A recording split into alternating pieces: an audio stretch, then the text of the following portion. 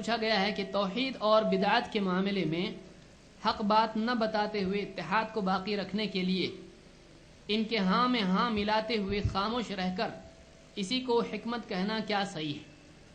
یعنی سوال ہے کیا صحیح ہے؟ تو اس کا جواب یہ ہے کہ توحید اور بدعت کے معاملے میں، یا میں کہوں گا شرک اور بدعت کے معاملے میں، حق بات نہ بتلاتے ہوئے اگر کوئی آدمی اتحاد کی خاطر ہاں میں ہاں ملاتا ہے تو یہ دیکھا جائے گا کہ وہ ہاں کس چیز میں ملا رہا ہے۔ جیسے کوئی انسان کہے کہ قبروں پہ جا کے سجدہ کرنا چاہیے، اگر یہ ہاں ملاتا ہے تو اس کے شرک میں یہ بھی شریک ہو رہا ہے۔ اگر کوئی آدمی کسی بدعت کی دعوت اس کو دے رہا اور کہہ رہا ہے کہ بدعت اچھی چیز ہے اور یہ کہے کہ ہاں، تو یہ بھی اس کے ساتھ گمراہ ہو جائے۔ تو ہاں میں ہاں ملانا اگر ایسا ہے تو یہ گمراہی ہے، اور ایسا اتحاد کی خاطر کرنا، آپ دیکھیں اتحاد کا مقصد یہ نہیں ہے کہ مسلمان کسی بھی طرح سے جمع ہو جائیں ایک پنڈال کے اندر۔ اتحاد کا یہ مطلب نہیں ہے۔ اتحاد کا یہ مطلب ہے کہ ہم اس راستے پر، اس جگہ جمع ہوں، اس نہج پر، اس تعلیم پر جمع ہو جائیں جس پر اللہ کے رسول صلی اللہ علیہ وسلم اور صحابہ جمع تھے۔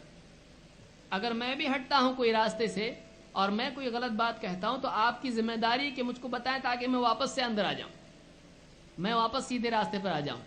ہر مسلمان کی ذمہ داری ہے کہ وہ دوسرے مسلمان کو اتحاد کے لیے لائے، لیکن اتحاد کہاں؟ آپ دیکھیں گے کہ جتنے سارے پلیٹ فارم بنے ہوئے آج امت میں، مختلف گروہ بنے ہوئے ہیں، کوئی یہ نہیں کہتا کہ ہم اختلاف چاہتے ہیں، سب یہ کہتے ہیں کہ ہم اتحاد چاہتے ہیں۔ لیکن سب کیا کہتے ہیں عام طور سے، تقریباً سب، کہ اتحاد ہاں لیکن ہمارے پلیٹ فارم پہ، سب یہاں آ جاؤ، ہر ایک اپنے پلیٹ فارم پہ بلا رہا ہے کہ اتحاد قائم کریں گے۔ ایسا اتحاد ہم کو اللہ نے قائم کرنے کے لیے نہیں کہا ہے، بلکہ ہم کو اتحاد اللہ تعالیٰ نے کہا وَاعْتَصِمُوا بِحَبْلِ اللَّهِ جَمِيعًا وَلَا تَفَرَّقُوا، کہ اللہ کی رسی کو مضبوطی سے تھامے رہو اور آپس میں بٹ کر فرقہ فرقہ مت ہو جاؤ۔ تو یہ کون سی رسی ہے؟ حدیث میں اللہ کے رسول صلی اللہ علیہ وسلم نے فرمایا، امام احمد کی حدیث ہے، کہ یہ جو حبل اللہ جو ہے، جو آسمان سے زمین کی طرف ہے، یہ کیا ہے؟ آپ نے فرمایا یہ قرآن ہے، کہ ہم قرآن پر لوگوں کو، امت کو جمع کریں۔